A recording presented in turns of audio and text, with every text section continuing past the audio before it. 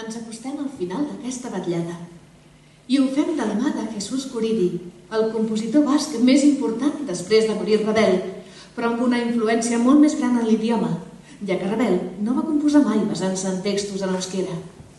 Guridi va néixer a Gasteiz el 1886. Entre la seva extensíssima obra destaca la sarsuela El Caserío, amb un llibret que va ser criticat per banalitzar la societat basca. Tot i així, la seva qualitat musical va ser elevada a la categoria d'obra mestra. Escoltarem un fragment de la seva primera òpera, Mirencho, encàrrec de la Societat Coral de Bilbao, el 1910. Concretament, sentirem la famosa ària de comiat de la protagonista, que moribunda als peus d'un arbre, li confessa al seu amic Raimundo el seu amor, que aquest no li ha correspost mai, perquè estava enamorat de la Presen, la millor amiga d'ella. Quan la llum de l'alba m'ha saludat, el meu cor ha despertat alhora. En silenci, se m'ha creat un tresor caigut del cel, un fort i càlid amor.